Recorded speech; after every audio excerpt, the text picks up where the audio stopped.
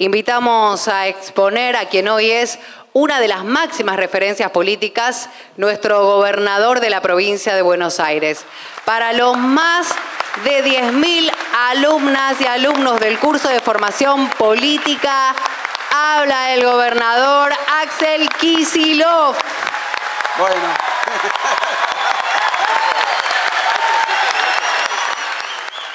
Vamos a empezar con la clase. Voy a hacer unas breves aclaraciones. La primera es que luego de agradecer, por supuesto, a Julio, a todo el Consejo Académico, a Sebastián Tangorra, a todos los docentes, al cuerpo de docentes, que bueno, conozco a todos y algunos más y otros menos, pero les puedo decir que no es acertado, es excelente la decisión tanto del programa como del cuerpo docente, así que a mí me prestigia compartir con ustedes este curso.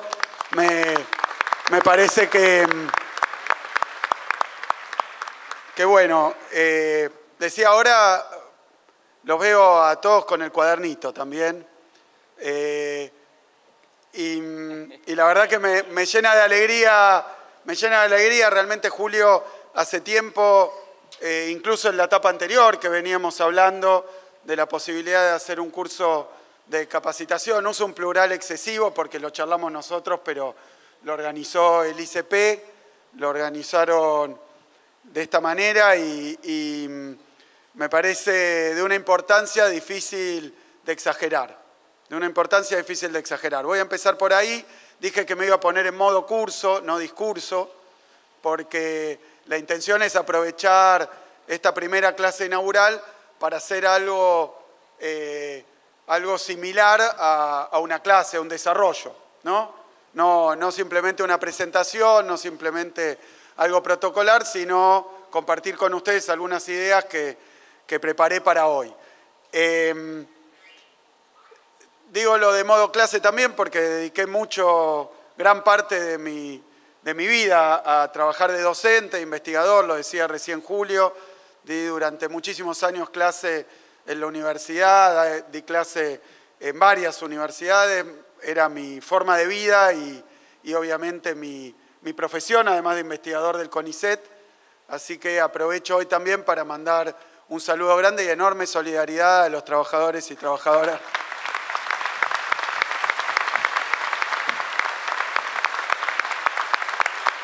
de las universidades nacionales, pero también del sistema científico-tecnológico, el CONICET. El otro día hubo más despidos en CONICET, así que estamos viviendo horas trágicas, horas aciagas, digamos, para un sistema que tarda muchísimo esfuerzo, muchísimo trabajo, mucha dedicación, mucha inversión construir, pero ayer o hoy lo escuchaba a Sturzenegger decir que habían hecho en un mes lo que a Macri le había llevado 4 años en un mes.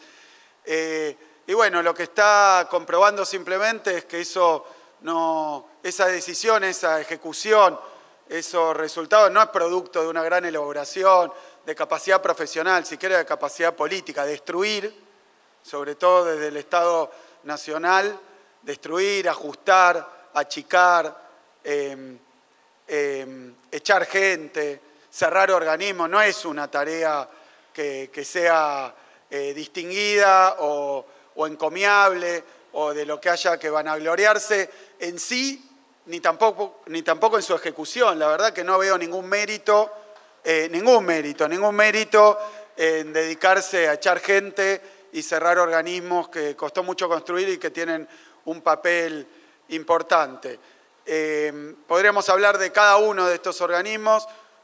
Yo quiero decir que generar capacidad científica, tecnológica, universitaria, generar calidad y excelencia universitaria es una tarea que lleva no años, generaciones, que Argentina tiene muchas peculiaridades. Hoy iba a hablar de alguna en la clase de hoy, pero una que lo distingue de países parecidos y no tan parecidos, de países en vías de desarrollo, pero también de países desarrollados, es tener una historia universitaria no solo muy extensa, sino además descollante, tanto por sus resultados, por lo que se dice siempre, los premios Nobel, pero hoy si uno mira los rankings de las universidades de la región y del mundo, aparecen universidades públicas argentinas, así que eso no es algo que esté en discusión, pero no solo por eso, sino por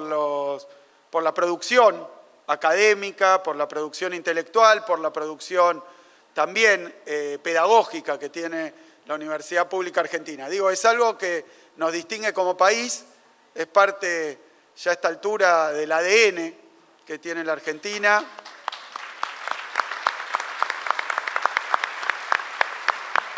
Que tiene que ver además con las dos tradiciones y partidos políticos más importantes que tiene el país. En el radicalismo se dio la famosa reforma del 18, fue parte en realidad de la apertura democratizante que representó esa experiencia, el gobierno de Irigoyen, que tuvo que ver no ya con democratizar directamente y ampliar el voto, sino también democratizar la vida universitaria.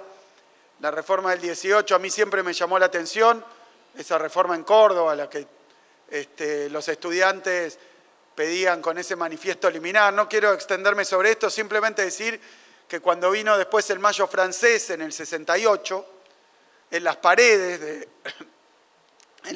de París había pintadas, diríamos ahora, hablando de la reforma universitaria de Argentina, es decir, que hizo historia universal Argentina en la reforma del 18, abrir la universidad, hacer los cargos universitarios por concurso, con periodicidad, que no sean cátedras hereditarias, romper con una estructura más bien medieval, pero también dar participación a todos los elementos que forman parte de la vida académica, lo que hoy conocemos como el cogobierno, darle una autonomía para que tenga independencia de pensamiento, para que pueda tener pensamiento crítico. Bueno, todas cuestiones que tienen que ver con la Universidad Argentina, una tradición que tiene que ver también con el radicalismo y luego lo que convirtió esa universidad, que ya era de calidad, de excelencia, en algo que fuera accesible a todos los sectores sociales, que fue su gratuidad.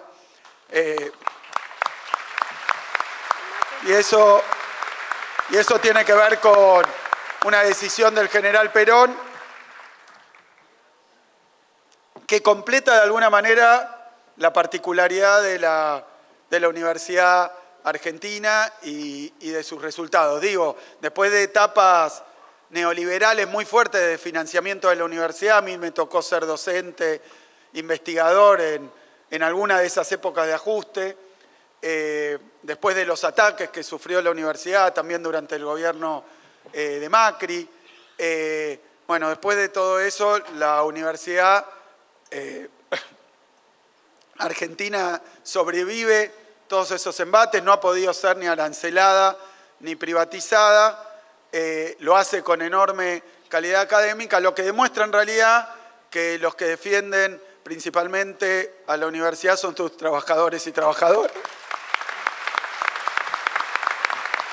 los estudiantes, la comunidad académica en su conjunto y la sociedad, porque el otro día hubo una enorme marcha con pocos precedentes en la historia nacional en defensa de la universidad pública y hablaban de 1 millón de personas en la calle y en todo el país y la verdad que los que salieron a la calle a defender la universidad pública gratuita no eran solamente quienes la disfrutan de manera directa, inmediata, por decir así, sino que salían familias enteras, que salían incluso sindicatos, organizaciones de todo tipo y gente que no tenía un vínculo directo con la universidad, pero que entendía la importancia que tiene para el país y para el futuro la universidad pública. Así que, dicho esto, quiero hablar un segundito del curso y después meterme en algunos elementos de contenido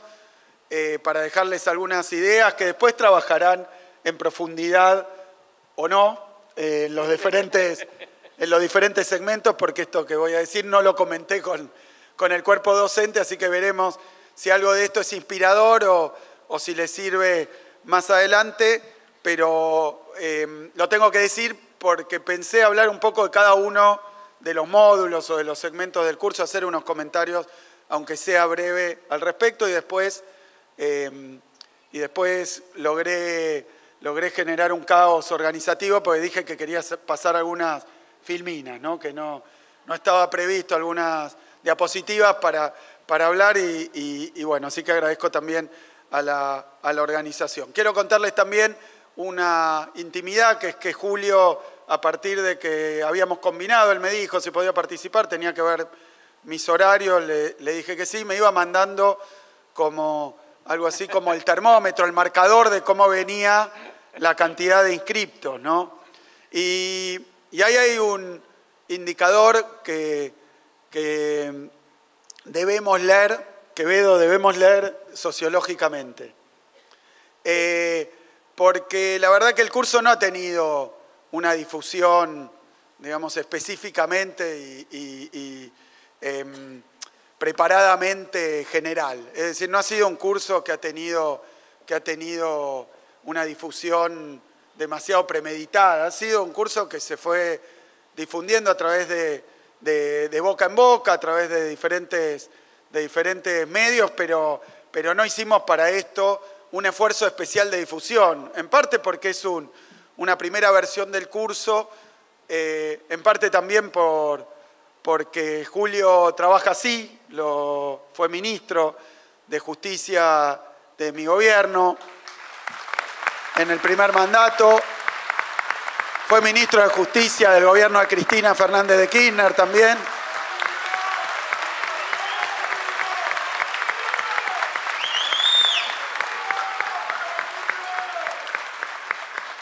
E hizo algo que para mí todavía no logramos acomodar suficientemente en nuestra estructura de sentimientos y de percepciones, que es que ganó la Ciudad de La Plata.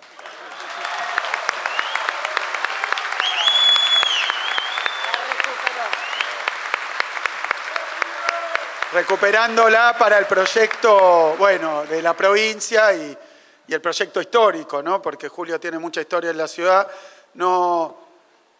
Creo que bueno, podría estar un rato largo hablando de mi amigo Julio, pero creo que es importante ver que con una difusión moderada, tímida prácticamente, por ejemplo, yo creo que no se difundió en mis cuentas, creo que, claro, que se hizo una difusión apuntando a un público básicamente platense o principalmente platense y además relativamente dirigido, bueno, a los interesados vinculados a la militancia, a las organizaciones políticas.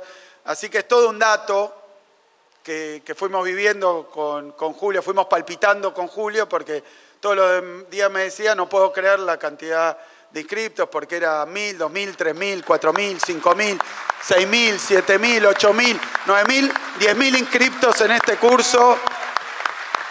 Una cosa realmente extraordinaria por lo cuantitativo, pero sobre todo porque claramente viene a expresar una necesidad. Viene a expresar una necesidad, ¿no? Si no, no podría ser de otra manera. Obviamente no le dimos una intensa difusión, no fuimos a buscar, fue espontáneo y fue prácticamente casual, ¿no? Que se haya generado un curso de esta envergadura. Y creo que esto tiene que ver con varias cuestiones de época, algunas que van a contramano de las percepciones más generales y del discurso descriptivo sobre la época más establecido, que es que en esta época la juventud en particular, porque veo hasta donde me llega mi miopía, veo primera fila con suerte, veo muchos jóvenes, muchas jóvenes, así que después lo veo a Cuto ahí que... Estela, sí, pero quiero decir, a contramano de una visión, de una descripción, de un diagnóstico de época que dice, primero, que los pibes y las pibas están en cualquiera, desinteresados, apolíticos o en la sintonía y en la onda que estableció Milei, ¿no? Que tiene que ver, no para ponerme muy riguroso, pero por lo menos con algo vinculado a la antipolítica, modos de comunicación agresivos, superficiales, y después que todo ocurre, todo pasa en las redes sociales. Que todo pasa en las redes sociales, que todo pasa en un centenar de caracteres o en un videíto corto, que para comunicar, para expresar ideas, hay que amoldarse a la lógica, al formato del TikTok o del Instagram o de Twitter. Y entonces que esa es la limitación que tenemos, que la política, yo creo que hay una presión muy fuerte, y no es solo Argentina, voy a hablar de Milei, pero me lo ahorro, ¿no? No es solo Argentina, sino que como un fenómeno de época, un fenómeno mundial vinculado a nuevas tecnologías, a fenómenos como la pandemia, bueno, que tenemos que aprender a comunicar en 140 caracteres o en un videíto de TikTok. Porque si no, no nos escucha nadie. Y no nos escucha en parte por el formato, en parte por el contenido, porque a nadie le interesa. Así que más o menos el desafío sería hacer política en esos modos escuetos, telegráficos, mínimos, ¿no? Casi haiku, digamos, palabritas, cositas, fragmentitos. Y bueno, uno, por lo menos por la formación que tiene y la tradición que tiene, teórica, conceptual, intelectual, tiende a pensar que, para no ponerse a hablar de filosofía clásica alemana, ¿no? Pero digo, alguna correspondencia entre la forma y el contenido tiene que haber. Lo digo de otra manera. No se puede decir cualquier cosa en cualquier formato. No se puede. Entonces me parece que, si bien no lo estoy despreciando, ni lo estoy ninguneando, ni lo estoy desconociendo, a los nuevos fenómenos de la comunicación, a las redes sociales, a la tecnología, a lo digital, a sus modalidades, a las conductas, a lo cultural, a todo lo que genera históricamente, no digo eso, y tampoco con esto voy a agotar una discusión que me excede y que es mucho más profunda y más larga. Pero lo que quiero decir es que hay cierto tipo de cosas donde el formato se vuelve muy tirano e impide que determinados contenidos, determinadas ideas, determinadas cuestiones se puedan siquiera empezar a esbozar o transmitir. Entonces, si me conceden que eso es así, la verdad que el formato termina siendo un modo, o adecuarse al formato, someterse al formato, termina siendo un modo no solo de tiranía, sino una especie de autocensura y autoinhibición. Hay cosas que no se pueden explicar por Twitter, por más que uno haga un hilo, y hay cosas que nunca se van a poder transmitir por TikTok. ¿Cuál era el riesgo? Que tampoco está en la refutación cabal, absoluta y terminal de esa hipótesis, pero el riesgo es que, como esos formatos son los únicos formatos admisibles, entonces nos quedamos sin la posibilidad y nos tenemos que resignar a no siquiera probar o intentar, ensayar, transmitir, ya no digo de otra manera, otras cosas que no se pueden transmitir sometidas a esos formatos.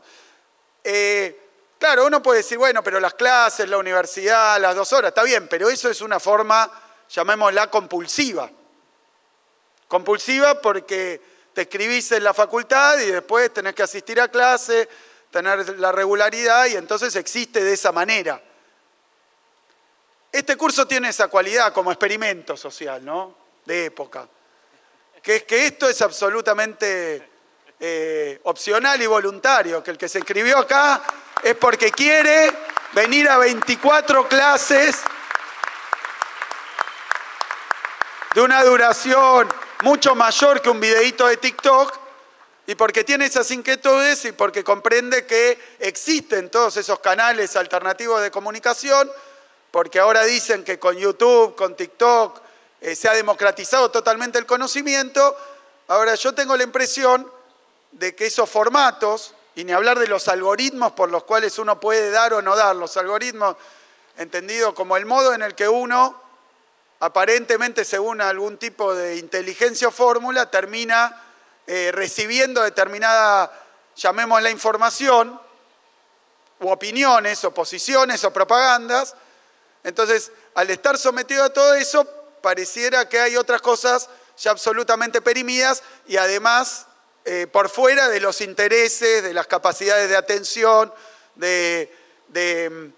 y bueno, más todavía de la voluntad y la vocación, sobre todo de los pibes. Así que yo lo voy a tomar exageradamente, medio en términos de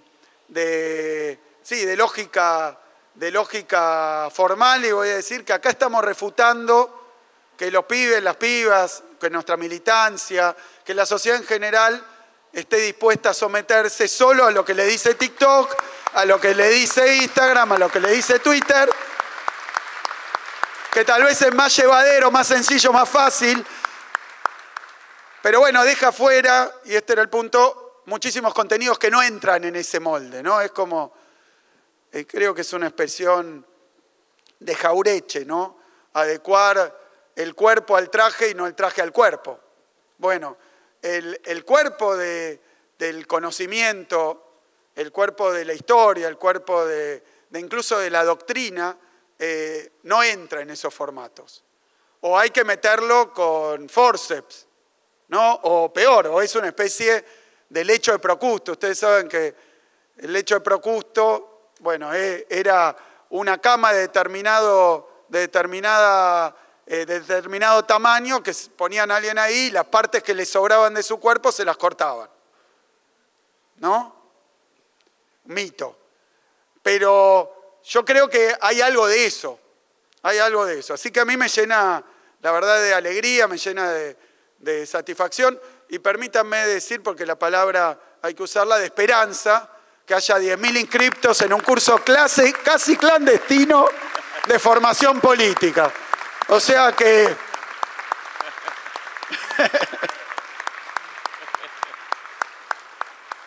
Y obviamente también expresa un momento político, un clima de época, expresa muchas cosas, ¿no? Pero después en todo caso retomo algo de esto, pero que haya tantos interesados que, repito, esto no es un secreto, no es que uno se inscribe y no es tampoco una obligación después transcurrir todo el contenido del curso, pero hay gente de todas las provincias, de toda la provincia, de La Plata, de otros países que tiene la vocación, la voluntad, las ganas, el deseo de escuchar, participar, aprender y reflexionar no en una reunión, una charla, una conferencia, 24 clases. Yo cuando lo vi, Julio, te tengo que confesar, dije, entre una difusión tímida y la longitud del curso, no sé si yo me inscribiría, ¿no? Entonces, me parece es esforzado, son 24 clases. Así que la verdad que es una gran alegría y un reconocimiento, tanto a lo acertado del contenido, del cuerpo docente, de la idea del curso, como de su necesidad. Porque ahí estaba el punto. Yo creo que este curso, que obviamente convive con otras experiencias, con otras propuestas de formación política, este curso expresa una necesidad de época. Contraintuitiva, porque uno diría, bueno, ¿quién se va a querer comer un curso 2 veces por semana? Bueno, y hay muchísima gente. Yo creo que hay muchísima más, por supuesto, porque si le hubiéramos dado una difusión más amplia y más... Pero me parece, bueno, 10.000 está bien, ¿no? Con 10.000 inscriptos está muy bien. Así que felicitaciones de nuevo al ICP, a todo este esfuerzo, a todo este despliegue y sobre todo a todos los inscriptos en el curso, a todos los que van a asistir al curso, a todos ustedes. Felicitaciones. Gran decisión, dedicar un tiempo, una parte de su tiempo a esto. ¿Por qué? ¿Por qué? Porque, de nuevo, lo dejo para el final un poco más, pero sin formación política, si no trabajamos en la formación política, y uno puede decir el peronismo, el campo nacional y popular, puede decir las fuerzas democráticas, podemos ampliar y ampliar y ampliar, pero yo creo que más profundo en la coyuntura que estamos hoy, o más determinante. Me parece que en la Argentina hoy estamos experimentando, viviendo una situación bastante peculiar, bastante dramática, pero al mismo tiempo bastante bizarra. No es un término sobre el que voy a hablar mucho, pero creo que todos me entienden. Bastante bizarra, de la que vamos a tener que salir. Pero evidentemente esta etapa, hoy hablaban de desarmar cuestiones, Jorge, yo no te comenté, Tayana, ¿no? Pero cuando veníamos para acá leí que Sturzenegger con alegría decía que van a desarmar un organismo que se ocupó durante el gobierno anterior, con Alberto, de la gestión de la llamada hidrovía, lo que se llama estrictamente vía navegable troncal. ¿Qué particularidad tenía ese organismo? Que participaban todas las provincias que se encuentran en el curso del río Paraná y que están vinculadas a la vía navegable troncal y al río, no solo por el tráfico de mercancías, por los buques, sino en su vida, en su cultura, en su historia. Y por primera vez se había generado un comité federal con representación de las provincias argentinas, del que pudimos participar, y estaba este señor que no lo votó nadie, Sturzenegger, que es conocido hace mucho tiempo, nuestro por sus fracasos, porque, lo voy a decir con toda claridad, participó de las experiencias desde el punto de vista de la política económica, las experiencias más nefastas que tuvo el país, que desembocaron en fracasos estrepitosos, como fue el gobierno de la Alianza en su momento, como fue el gobierno de Macri en su momento también. Así que bueno, ¿qué puedo decir? Festejando que les quitaba a las provincias, atribuciones en cuanto a cómo administrar la navegación del río Paraná. Yo le digo desde acá, modestamente, que la provincia de Buenos Aires eso no le cae en gracia, ¿no? No, señor Sturzenegger no es dueño del río Paraná. Son recursos que, si bien el gobierno federal tiene una intervención, los recursos naturales pertenecen a las provincias, además. Esa era la lógica de esto. Así que desde ya digo que la provincia de Buenos Aires va a trabajar para que el dominio del Paraná vuelva a las provincias.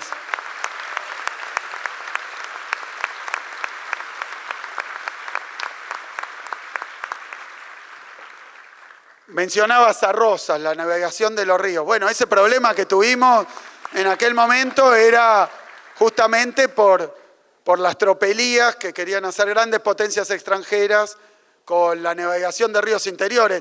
El Mississippi, para los que miran con admiración lo que pasa en Europa o Estados Unidos, pero después vienen a Argentina y uno se da cuenta que esa admiración no es porque quieren hacer en Argentina las cosas que esos países han hecho o hacen que les parecen bien, sino que le quieren entregar a esos países los patrimonios y los recursos de la Argentina. O sea que la admiración no era para que los argentinos hagamos lo mismo, sino para que hagamos lo contrario, beneficiando a los extranjeros. Entonces, el Mississippi, los ríos interiores de Europa, no es que no tienen libre navegación ni nada parecido. Yo creo que el Mississippi se ocupa el ejército norteamericano de cuidarlo. No es que tenga una opinión u otra, quiero decir que entienden lo estratégico y lo crucial de los recursos, de la vía navegable. Bueno, esto que me parece que hoy está en juego, Pero digo, ¿Por qué un curso de formación política? Ahí, bueno, por lo que decía Julio, por lo que decía ahí el videíto. Hay que entender lo que está pasando, ¿no? Hay que entender lo que está pasando. No es fácil, no es obvio, no es trivial, no es sencillo, no se explica en TikTok. Hay que entender lo que está pasando. Y para eso hay que comprender cuáles son sus antecedentes, sus raíces, la evolución histórica, cuál es la situación internacional. Hay muchas cosas que comprender. Entonces, y me parece que eso lleva tiempo y esfuerzo y dedicación, tanto para quienes quieren transmitir sus puntos de vista, como para quienes quieren aprenderlo y quieren comprenderlo y quieren reflexionar sobre eso, discutirlo y elaborar sobre eso. Entonces, es crucial y siempre lo es, pero probablemente este sea un momento donde sin formación política, sin formación de cuadros militantes, sin formación incluso de sectores que no se reconocen o perciben como militantes, pero que tienen intervención política, porque nadie puede estar por fuera de la intervención política. Sin esa formación, la verdad que no tenemos destino. No tenemos destino. Entonces, por más que aparezcan dirigentes con capacidades, con méritos, necesitamos, y hoy más que nunca, que eso ocurra. Entonces, ahí yo creo que está la clave del volumen de la inscripción, que seguramente junto con otros esfuerzos de este tipo y con este mismo curso, cuando se den nuevas ediciones, va a seguir avanzando. Así que hay una necesidad de comprender, de entender, de formarse, de conocer, que me parece que es un dato no menor. No menor porque nos dicen lo contrario. Y a veces cuando la derecha te da como diagnóstico una situación en la que uno, bueno, tiene dudas, pero lo dicen terminante, lo dicen de manera terminante, como acabada, como si fuera resultado, no sé, harán una encuesta, los opinadores dicen, bueno, los pibes, las pibas ya están más allá, no les interesa nada, no les interesa la historia, no les interesa la política, están despolitizados y no van a hacer nada al respecto y están en otra, o les gusta solamente todo ese mundo digital, pero no. Bueno, uno ve otra cosa, pero a veces hay un riesgo con estos postulados, con estos axiomas de la derecha, hay un riesgo que a fuerza de repetirse y a fuerza de aparecer, y que se empiecen a difundir y a reproducirse por todos lados, hay un riesgo grave. El riesgo grave es que esos postulados de la derecha calen tan fuerte y tan profundo que nos lo creamos nosotros, ¿no? Porque yo se lo atribuyo, en parte puede ser a una equivocación, ¿no? Puede ser una equivocación. Pensaban que, pero no era. Pero yo le atribuyo también una intencionalidad. Una intencionalidad. Establecer que a la juventud no le interesa la política o ahora está simplemente que no está mal, no las estoy denostando, pero quiero decir que te pueden interesar, te pueden gustar, podés jugar con el telefonito, puedes estar todo el día, lo que sea, pero eso no significa que no tengas por fuera de eso otros intereses u otras inquietudes y que no estés dispuesto a hacer otros esfuerzos o a explorar otro formato. Bueno, pero ¿qué veo yo? Que a veces son campañas, que el punto no es que a los jóvenes, a las jóvenes no les interesa, sino que hay sectores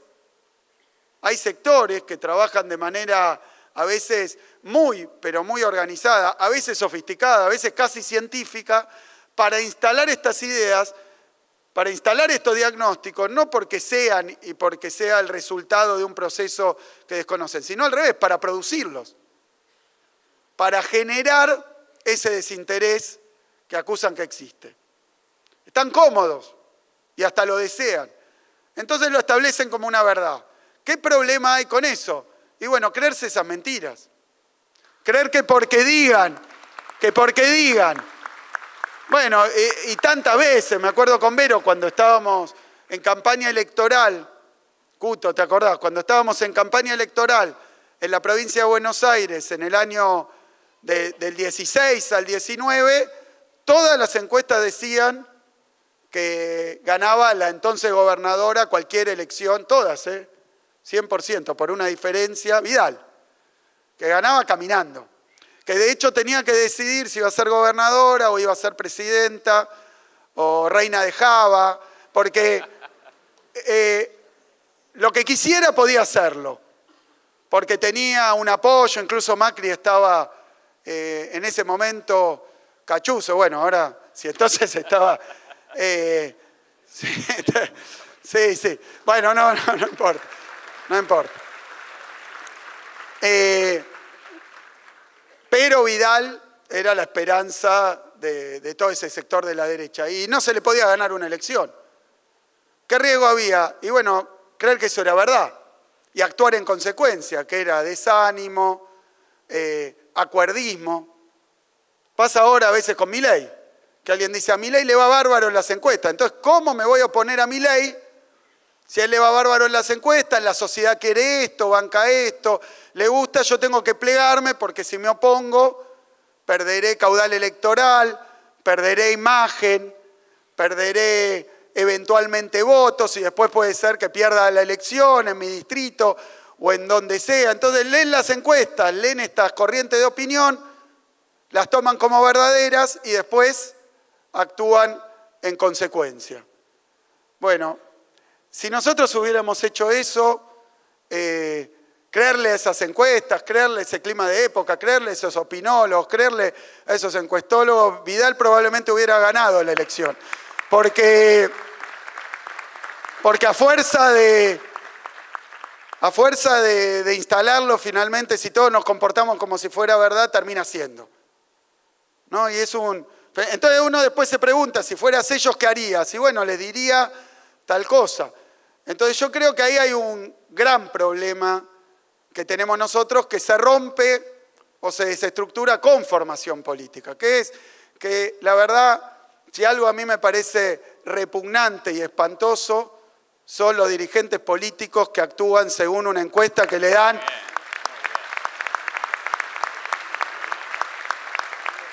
Repugnante. Porque es como que consagra el oportunismo. ¿No? Te dice, bueno, ¿qué dicen las encuestas? Entonces la gente opina esto, entonces voy a hacer esto porque le viene bien a la gente. Y bueno, así no podés más que equivocarte o tener una visión o absolutamente, o un accionar, o absolutamente subordinado a intereses ajenos y por tanto contrarios a los intereses que tenés que representar, o directamente estéril, o finalmente miserable. Entonces creo que todo eso, para salir de eso se requiere que haya una forma de discusión, de comprensión, de pensamiento que sea más profundo y que vaya un poco más allá. Y no alcanza con que sea, como decía recién, de la dirigencia política. Tiene que ser de las bases. Tiene que ser de las bases. Tenemos que estar dispuestos a hacer ese trabajo y además después a recibir esas respuestas, esas opiniones, esas posiciones y poder construir colectivamente. Yo creo que eso es tremendamente importante. Luego, porque para no tomarme demasiado tiempo, ¿no? Que si no podemos hablar de esto y quería hablar de algunas cosas que tienen que ver con el contenido del curso. El curso se organiza de una forma tremendamente acertada. Tiene un primer módulo que se trata del mundo, con especialistas en historia, en economía internacional, en coyuntura mundial. Después tiene otro que se llama América Latina, o sea, va del mundo como si fuera una lente que va haciendo zoom, ¿no? Entonces empieza del globo terráqueo, luego se posa en la región, luego aumenta más y va hasta Argentina, entonces otro módulo de 6 clases más sobre Argentina, y después aumenta de nuevo y se pregunta por el movimiento nacional y popular. Y ahí quiero decir que es acertado empezar, lo decía Perón, ¿no? La política es política internacional, decía eso, decirlo es fácil, pero comprender, estar informado sobre la situación de la política internacional es algo a veces complejo. Ustedes habrán visto que no pasa en todos los países del mundo, y acá hay alguna excepción, pero en general, por ejemplo, en los noticieros, en las formas habituales de informar y en las secciones internacionales de los diarios, el panorama que hay sobre la situación internacional, la coyuntura y la actualidad suele ser bastante pobre o escueto, o a veces nulo. Nos enteramos muy poco, nos enteramos, ¿no? Hay países y hay lugares donde yo he visto noticieros, que uno pone el noticiero más visto, y hay una sección internacional densa, con análisis, pues son fenómenos... Bueno, no es una crítica a eso, simplemente una descripción. Entonces, enterarse del panorama internacional, siquiera saber lo que está pasando en el resto del planeta, ya es complicado. Ya es complicado. No está al alcance de la mano. No está al alcance de la mano. Sabemos que por las redes nos llega cuestiones globales, pero que las redes no dan ningún certificado de autenticidad, no cuentan con un sello. La verdad que uno, aún lo que cree que la fuente hasta puede ser falsa, la cita esa fuente. Así que bueno, muy complicado enterarse por las redes de nada que uno diga esto es más o menos cierto y confiable. Y cada vez peor, porque con la inteligencia artificial, con la reproducción, la mímica, ¿no? Esto de los fakes, pero los deepfakes, bueno, todo esto que hablan, que te pueden reproducir tu cara, tu voz, diciendo cosas que no son. Bueno, cada vez va a ser más complicado. Esto es tremendamente claro. Pero fíjense, parte de lo internacional va a lo regional, América Latina, termina en Argentina y después hace eje precisamente en el movimiento nacional y popular. No hace eje en cualquier cosa de la Argentina. Y a mí me parece bien, muy acertado, en realidad ineludible, cuando uno lo pone en relación con lo que decía antes. ¿Por qué? Porque el movimiento nacional y popular, yo diría el peronismo, pero para ser más amplio, el movimiento nacional y popular es el instrumento de transformación social más poderoso que tiene nuestro país. O sea que ponerse y hacer un esfuerzo de comprender, de conocer la historia, bueno, veremos qué enfoque le dan los docentes del Movimiento Nacional y Popular, es una forma de ponerse, después de hacer una mirada, de tener una mirada sobre la situación, sobre el país, la región y el mundo, bueno, yo les digo, no nos va a gustar lo que vamos a ver, no les va a gustar. No le va a gustar. Ahora la pregunta que surge es cómo lo transformamos. Bueno, ¿cómo lo transformamos? Lo transformamos con el Movimiento Nacional y Popular. O sea, que no es cualquier sujeto el que se va a estudiar, sino el sujeto de la transformación de la Argentina. Y me parece que en ese acierto de la elección de temas que me excede a lo de hoy, yo voy a hacer algunos comentarios, veremos cuántos, sobre cada uno de los segmentos. Particularmente voy a empezar con el tema mundial. ¿Qué son, llamémosla, postales, pinceladas, comentarios, ¿no? Que después seguramente dan para mucho más desarrollo? No pretendo agotar ningún tema, ni le voy a poner títulos. Simplemente quiero hacer algún comentario sobre esto para compartir con ustedes que son inquietudes, algunas hipótesis, algunas opiniones que tengo yo sobre estos tres temas. Dije eso porque esta no es una clase articulada ni sobre el mundo, ni sobre la Argentina, ni sobre Latinoamérica, ni sobre el movimiento nacional y popular. Así que mi idea es compartir algunas ideas, impresiones para que ustedes tengan. La primera sobre la cuestión mundial, que hoy le decía a Julio, incluso cuando estaba pensando de qué hablar hoy, me acordé de algo que es un poco de mal gusto, porque es un artículo que escribí, ¿no? Y es mal gusto en el sentido que es una clase y no tiene bibliografía, sino solamente un artículo que escribí hace mucho tiempo, junto a Pablo Seriani, que tiene que ver con una coyuntura internacional que ocurría, que para mí ha tenido hondísimas consecuencias. Entonces quería hablar de esto para compartir algunas ideas que después desarrollarán eventualmente, o refutarán, o profundizarán, o adherirán a lo largo del curso. Pero les cuento de qué se trataba ese artículo que no leí hace un montón, además que agarré, lo leí, lo vi y quería compartir con ustedes. Tiene que ver con la crisis de 2008. Con la crisis de 2008. La crisis que se conoció por uno de los elementos trágicos que tuvo esa crisis de 2008, que es la crisis de Lehman Brothers. ¿Les suena? Probablemente algunos la vivieron, nosotros la vivimos en diferentes circunstancias, otros no la recordarán por haberla vivido, pero fue un episodio, y acá paso, no sé si esto es así. Espera. Ahí está. Ahí está. Miren qué gráfico. Sí. Suficientemente. Bueno, ¿se entiende? Dale, pasamos al próximo. No. Miren, este gráfico es un gráfico del crecimiento, de la variación del Producto Bruto Interno, o sea, de la producción global,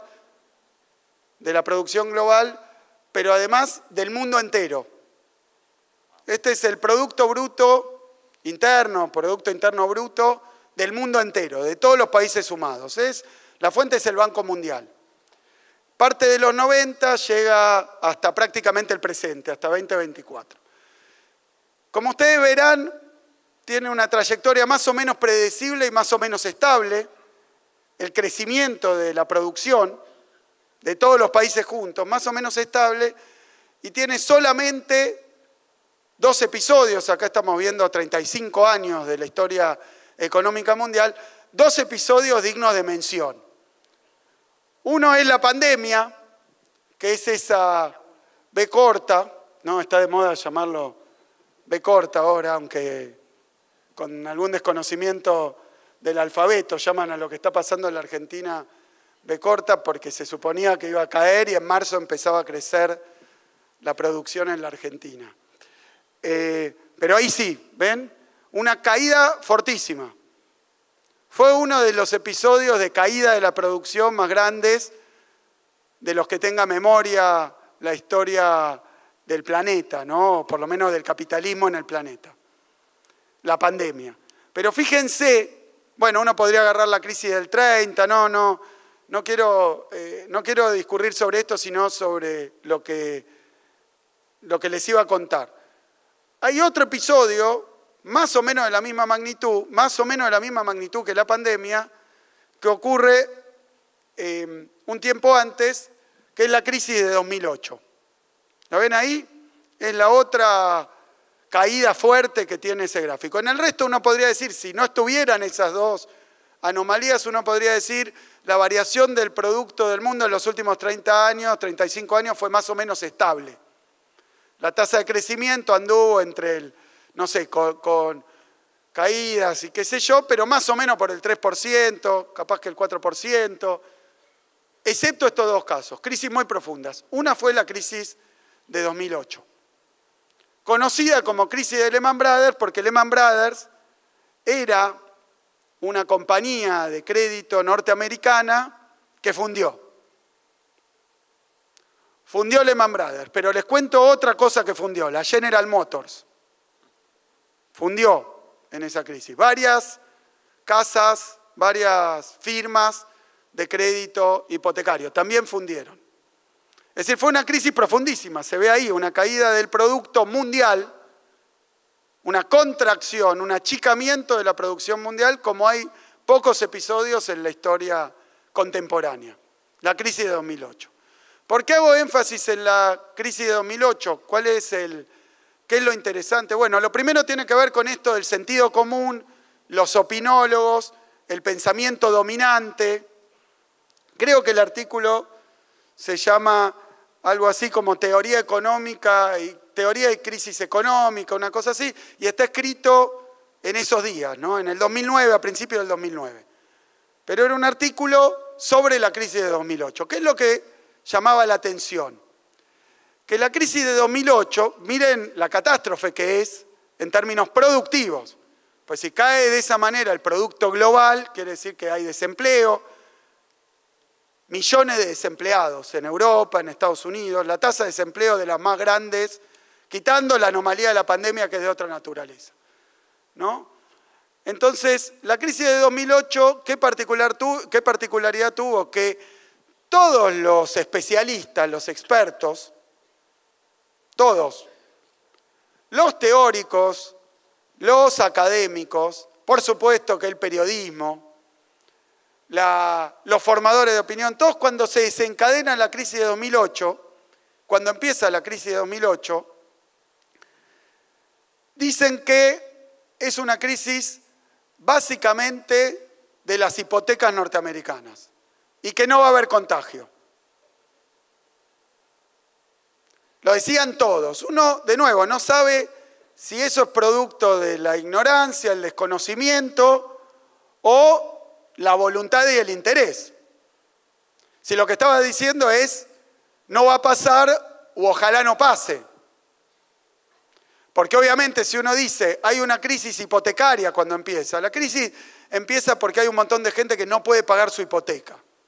Hipoteca de las casas, que en Estados Unidos no es cierto estrictamente, pero hay más hipotecas que alquileres. La gente va comprando la casa a 30 años en lugar de alquilarla y en lugar de ser dueño, porque probablemente la venda la hipoteca antes de terminar de pagar la casa. Pero hay muchas cosas que se compran a crédito en la economía norteamericana. O sea, son familias endeudadas para comprar una casa. Bueno, de pronto empezaron a no poder pagar su hipoteca, pero decenas de miles, cientos de miles de personas. Entonces entraron en cesación de pago, en incumplimiento. Los que estaban viviendo en casas que no eran suyas, sino que estaban pagando la hipoteca, es decir, tomaron un crédito para comprar la casa y después con su sueldo iban pagando la cuota. Entonces dijeron, miren, acá es un problema del mercado hipotecario porque alguien le prestó a gente que no debía prestarle, a familias pobres. A familias pobres, decían. Y las llamaron las hipotecas, un nombre más elegante, hipotecas subprime. O sea, abajo de premium. Era que le habían prestado plata a hogares, a familias norteamericanas, a trabajadores y trabajadoras norteamericanos, que no tenían o muy buen sueldo o un trabajo seguro y sin embargo habían sacado la hipoteca. Alguien les había dado la hipoteca. Entonces le empezaron a echar la culpa a los niatos que dieron hipoteca, a toda esta gente que ahora no la estaba pudiendo pagar. Pero voy a la descripción. Decían, bueno, acá no va a haber una crisis económica, acá hay un problema en las hipotecas. Veamos cómo se zafa de las hipotecas. La particularidad, ¿cuál era? Que esto pasaba en Estados Unidos. ¿Y cómo se reaccionó? ¿Cómo reaccionó el mercado? Echando a la gente de la casa. Eso se llama, en España lo llaman desahuciar. ¿No? Acá desalojo. Hubo una ola de desalojos. Veíamos en la tele un montón de familias norteamericanas viviendo en parques, con carpas, con casas rodantes. Es decir, como pudieran, pero no tenían casa, no podían pagar hipoteca, los habían echado. Y todas las casas, todas las propiedades volvieron a los bancos, que eran finalmente, o estas instituciones, los dueños del departamento y de la deuda sobre el departamento, ¿no? ¿Cuál es la primera observación que se puede hacer? Que había un problema que yo marco en este artículo, en este comentario, que es que la teoría económica convencional, la que enseñan en la mayoría de las facultades, el programa de estudios de economía, tanto en la facultad de económicas, para el que va a ser economista o administrador, contador, lo que sea, como en las facultades sociales o donde sea, les enseñan una teoría económica que niega la crisis. No les enseñan teoría de la crisis. Es más o menos toda la teoría económica, llamémosla científica, teórica, que está dotada en general de todo un herramental, todo un aparato matemático, fórmulas. Bueno, yo dediqué mucho de mi vida a enseñar esos modelos también. Modelos se suelen llamar. Bueno, en esos modelos no hay posibilidad de crisis. Si hay posibilidad de crisis, tendrá que ver con algo como la pandemia, algo externo que afecta al sistema económico. Pero el sistema económico, enseña la teoría convencional, tiene anticuerpos o tiene sistemas, mecanismos homeostáticos, mecanismos compensatorios que hace que nunca pueda haber una crisis. Y es la teoría económica establecida más o menos después de la crisis del 30. O sea, los economistas decían, podía haber crisis. Hubo una crisis, pero ya aprendimos, ya sabemos cómo, nunca más va a haber una crisis. Es interesante, la teoría económica se ocupaba de negar la crisis. Entonces, cuando empieza esta crisis hipotecaria, dicen, esto no va a tener contagio y no va a haber crisis. ¿Por qué también? Porque no hablan ese idioma. No saben cuáles son los mecanismos, no saben.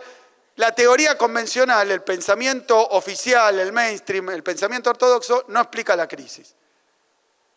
No la comprende, no la explica, la niega y es más, fundamenta su imposibilidad. Lo digo en terminología más clara. El mercado funciona solo, es eficiente, funciona bien. Entonces, si nosotros dejamos que el mercado actúe en libertad, jamás se puede producir una crisis. Por eso esto de echarle la culpa a los tipos que dieron estas hipotecas, pero eran millones o miles o cientos de miles de hipotecas, o sea que no eran dos señores en una estafa, era un sistema que no estaban pudiendo explicar. Bueno, ¿qué pasa para hacerla corta? Era una crisis hipotecaria y norteamericana, y nada más. Luego dicen, pucha, salió mal, se contagió. ¿A dónde se contagió? Al sistema financiero norteamericano. Ya no a los que daban la hipoteca, o sea, el préstamo para que te compres la casa, sino a todo el sistema financiero, a los fondos de inversión, a los fondos, hoy acá los conocemos como fondos buitres, fondos de riesgo, hedge funds. Se contagió a todo eso y empezaron a quebrar esos fondos. Y después se contagió a las aseguradoras también. Es decir, se armó un descalabro en el sistema financiero norteamericano infernal. ¿Y qué dijeron los economistas oficiales? Bueno, está bien, es una crisis no hipotecaria, sino financiera, más general, pero norteamericana. Y no se va a contagiar. Y no se va a contagiar.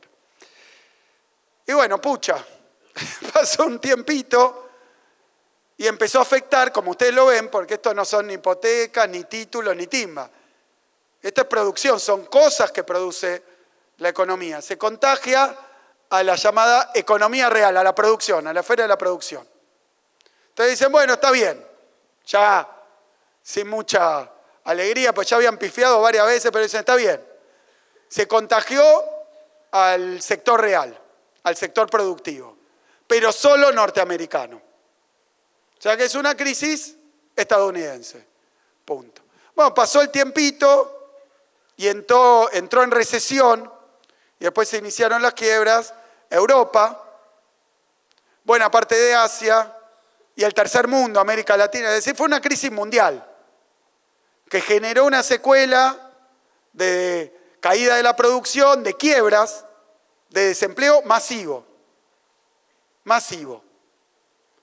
Es decir, primera conclusión, la teoría económica tuvo en la crisis de 2008 los economistas, académicos, prestigiosos, oficiales, los organismos multilaterales que decían exactamente lo mismo, las consultoras, las agencias de calificación de riesgo, importantísimo, no voy a detenerme a hablar mucho, pero son unos actores muy importantes del sector financiero porque son como empresas, pero terceros objetivos que te dicen cuánto riesgo hay en una inversión. Y vos le haces caso y pones tu guita. Bueno, un fracaso absoluto. Fracaso en toda la línea. Que además generó en el terreno de las ideas, por decirlo así, un fracaso muy fuerte también en la teoría económica oficial. Vimos que la tapa de las revistas, bueno, estas The Economist, el Time, las revistas de los países centrales lo ponían a Keynes en la tapa, que a esa altura estaba bastante desprestigiado. Te aparecía Marx. Creo que había una tapa que decía, tenía razón. Te aparecían teóricos heterodoxos.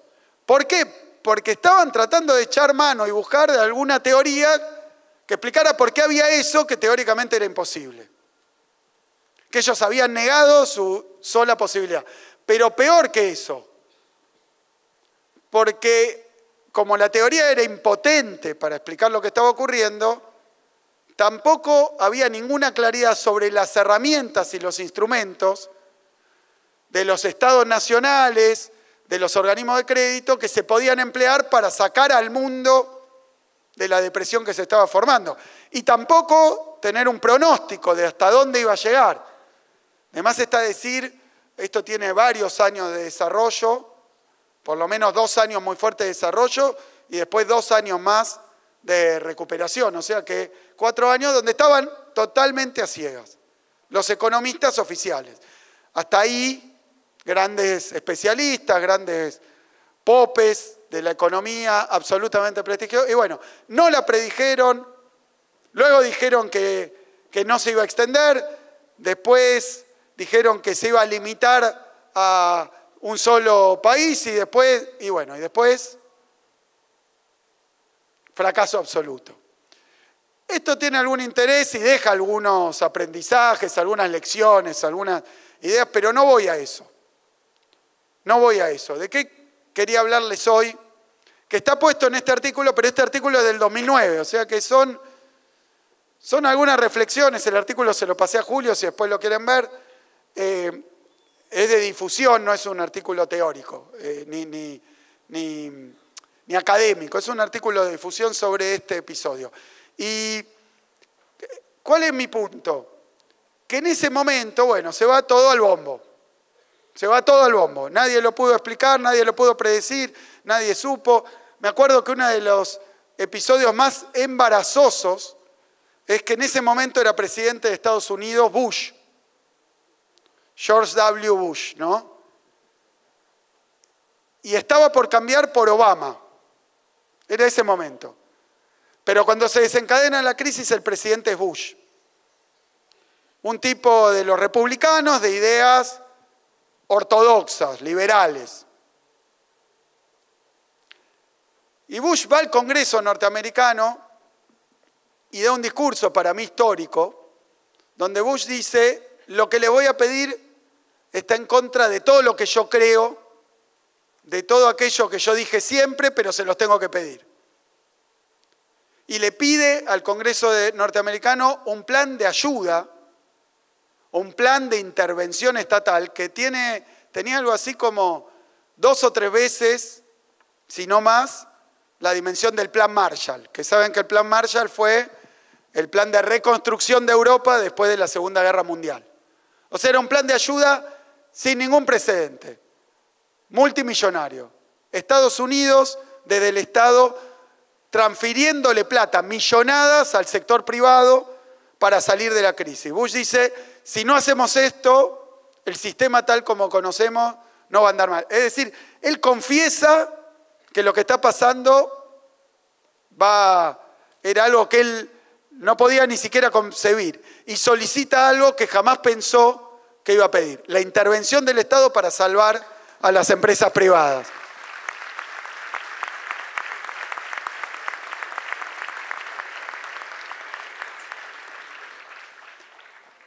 Y es interesante, bueno, después van a poder leer y no quiero extenderme demasiado sobre esto.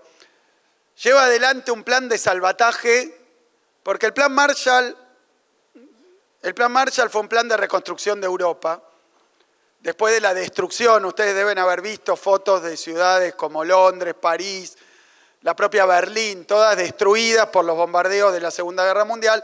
Había que reconstruir los edificios, pero había hambruna. Se habían destruido las fábricas, se habían arrasado los campos, no había alimentos. Entonces era un plan también de asistencia y ayuda de Estados Unidos a Europa. Básicamente con crédito para comprar alimento y también para adquirir bienes de capital, máquinas, todas de un solo país, de Estados Unidos.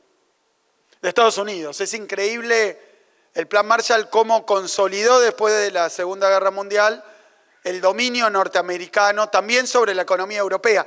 Era prácticamente imposible. Fíjense, eso es interesante también.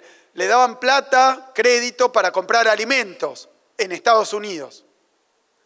O sea que fue un plan de estímulo inmenso a la economía norteamericana, ¿no? Porque empezó a tener una demanda gigantesca. Después de la guerra, además, Estados Unidos, donde no había caído ninguna bomba en su territorio y había poco muerto. O sea que la reconstrucción de Europa tuvo este papel. Y tuvo el papel también de excluir a otros países, por ejemplo Argentina. No se podía usar el Plan Marshall y los recursos del Plan Marshall para comprar productos argentinos, solo norteamericanos. Entonces fue un instrumento de consolidación del dominio norteamericano en la Segunda Guerra Mundial. Le pedía 3 veces más Bush al Congreso norteamericano. ¿Pero para qué? ¿Para salvar qué? A los bancos. A los bancos norteamericanos. Lo que querían hacer es comprarle las deudas impagables, en ese momento se llamaban activos tóxicos, ¿no? En un eufemismo, eran incobrables, sí, deudores incobrables, pero venderlos, los bancos los podían vender al precio pleno. ¿A quién?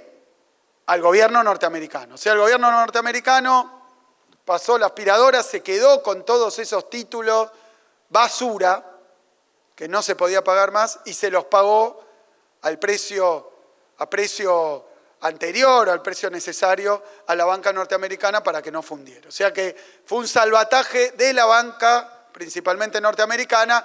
Luego Europa termina haciendo algo parecido, pero, repito, un neoliberal, ni hablar un liberal libertario, esto, el que quiere destruir el Banco Central. Yo lo veo muy sanito, pasé el otro día, digo, para el que quiera, de ahí están timbiando, se están llevando el oro, pero no lo han roto. Miren que si lo rompían no se podían afanar el oro argentino para hacer algún negocio todavía turbio y desconocido. Así que a mí me llamaba la atención, dudaba yo que cuando andaba con el palo y la piñata fuera a destruir el Banco Central de la República Argentina. No ocurrió, pero bueno, fue el Banco Central norteamericano, la Reserva Federal, la que salva a los bancos norteamericanos adquiriendo los activos, porque esos activos eran hipotecas de personas que no podía pagar más. No podía pagar la hipoteca, no llegaba a pagar la hipoteca. Muchísimas familias norteamericanas no podían pagar la hipoteca. ¿Pero qué había pasado? Como le estaban prestando plata a esos subprime, digamos, hipotecas a sectores que tenían riesgo de que no pudieran pagar la hipoteca, que con su ingreso habitual no se podía explicar por qué le daban un préstamo por, no sé, $200.000, $300.000, se lo daban, pero probablemente había alguna probabilidad de que no lo pudiera pagar, entonces hacían como globos de hipotecas, ¿no? Conjuntos de hipotecas, de miles de hipotecas, que todos los meses cobraban la cuota, y con esos paquetes de hipoteca generaban un título. Generaban un título, que a su vez lo vendían. El que compraba el título cobraba no la hipoteca de una persona, sino la hipoteca de 1000 personas juntas, con lo cual el riesgo bajaba. Pero entonces esos títulos, que ya no son títulos de propiedad de algo, sino derechos de recibir una renta, un ingreso que proviene de otra cosa, que es la hipoteca, por eso se llaman derivados. Esos títulos a su vez también tenían un riesgo. Entonces generaban seguros por si no se podían cobrar esos títulos, que tenían otro nombre, Credit Default Swap. O sea, una cantidad de instrumentos especulativos, de bonos basura, de cosas dudosas que circulaban y generaron un globo de especulación inmenso. Hubo un festival especulativo basado en gente que laburaba y quería comprar su casa. Lo que generó una burbuja de construcción, porque empezaron a dar créditos, entonces eso sostenía también la economía norteamericana con niveles de demanda grandes. Entonces armaron todo un sistema especulativo que explotó por los aires, de una forma inesperada. Porque todos decían, puede haber un tipo que no pague su hipoteca, pues se queda sin laburo, no paga su hipoteca, pero no importa, porque el restante de 999 va a pagarla, entonces vos no vas a tener un problema. Y además le damos un seguro, así que si dejan de pagar, podés cobrarte el seguro. El seguro, las hipotecas todas juntas, todo eso además se compraban y se vendían como títulos de mercado. Otro instrumento paralelo de timba. Entonces generaron todo ese festival de títulos basado en el mercado hipotecario, pero entonces después lo que empezaron a fundir eran los bancos que tenían parte de esos títulos, las aseguradoras que habían asegurado, las casas financieras no hipotecadas, entonces explotó todo por los aires. Sistema que explotó por los aires. ¿Cuál era el fondo de esto? A esto me refiero un poco acá. ¿Cuál era el fondo de esto? No que habían dado hipotecas mal, sino que los salarios en Estados Unidos venían estancados de aproximadamente la década del 80. O sea que la clase trabajadora, el movimiento obrero, los laburantes norteamericanos tenían unos ingresos que estaban planos, que estaban topeados, que iban así y no crecían. Y que no daban claramente para comprarse una casa, comprarse un auto. Es decir, que el crédito venía a sustituir esa parte del consumo que no venía del salario y que estaba estancado. Pero ahora, ¿qué pasaba? Que esos créditos dependían todo de la tasa de interés. Entonces, en uno de estos momentos, los magos estos de la tasa de interés subieron la tasa de interés para bajar la inflación, el salario quedó fijo y nadie pudo pagar el crédito. Y se fue todo el demonio. En la economía norteamericana, luego, por esto, y terminó siendo una crisis mucho más profunda de la que se esperaba, con causas mucho más profundas. Y a eso voy. ¿Qué empezaron a decir los especialistas? Ya, los expertos, ya derrotados, ¿no? Derrotados porque no lo habían predicho, no lo habían explicado, no sabían qué hacer. Pero ¿qué empezaron a decir? Y bueno, todo este sistema que funciona así está con alfileres. Es muy frágil, es muy inestable. Y está fuera de control, porque esos títulos los emitían bancos que eran bancos del extranjero o bancos en paraísos fiscales y que entonces se escapaban de la regulación de cada país. Se escapaban de la regulación de cada país. Entonces se armó un proceso especulativo, una timba que terminaba siendo lo que estaba atrás de que un laburante pudiera tener una casa donde vivir. Pero que lo que pasaba del otro lado es que se estaba sosteniendo todo un sistema que era no solo frágil y vulnerable, sino eventualmente falso, ficticio. Pero que además estaba fuera de la regulación del gobierno norteamericano, de los gobiernos europeos. Y esto tenía que ver con los paraísos fiscales. Entonces, ahí parece que se dan cuenta del enorme desastre que había, del enorme descontrol que había en la economía mundial vinculado a empresas que producen en un país pero tienen su sede en otro, a títulos especulativos que los generan, bueno, ahora lo vemos con las criptomonedas. ¿Qué pasa si de repente se cae la aplicación y no te paga la criptomoneda? ¿Qué autoridad regula? ¿Qué autoridad regula? ¿Qué autoridad cuida no solo que no haya desastres sistémicos, sino que no haya estafas menores? ¿Qué garantía hay? Bueno, históricamente eran los estados nacionales. Vos depositás en un banco en la Argentina y el que certifica eso, en un banco privado argentino, el que certifica que eso está bien, que tu guita no la timbean, que no se van a escapar con esos recursos, es la autoridad monetaria del país, es el Estado del país, es el Banco Central. Si nadie certifica, y bueno, se puede generar especulación de la especulación de la especulación, o estafa, o sistemas de estafa piramidal, o directamente ya no estafa, sino grandes mecanismos de extracción y de quita de recursos de un lado a otro, sin control. Caen en la cuenta de que todo esto se creó adelante de sus narices y que cuando dicen no, porque acá hubo un proceso especulativo y crearon estos títulos colaterales y demás instrumentos y no le tuvieron que pedir autorización o no sé qué, y esto, ¿cuál era el problema? Puede volver a pasar igual. No tenemos cómo evitarlo de nuevo. Esto ahora termina y empieza de nuevo. Y de nuevo una burbuja, de nuevo los créditos, de nuevo funde todo, de nuevo la gente en la calle, de nuevo la crisis.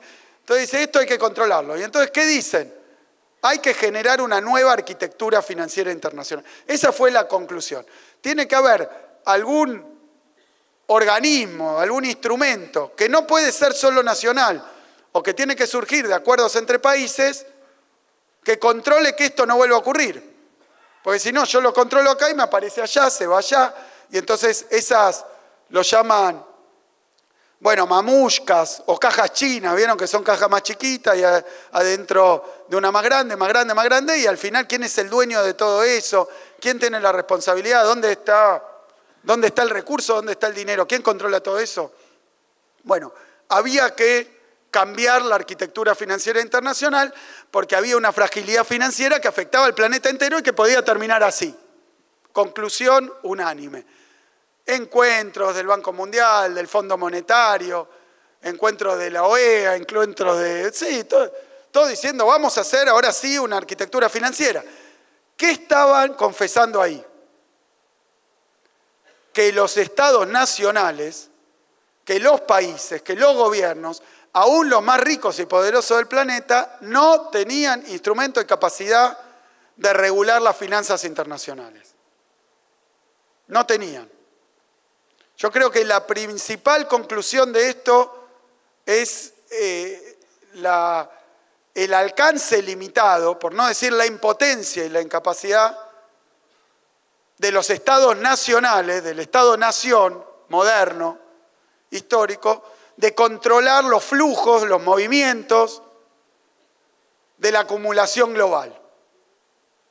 No podemos, no llegamos, no sabemos y después termina así. Es decir que, mensajito para el gobierno nacional, la economía de mercado parece que no funciona tan bien. Parece que sí hay fallas de mercado.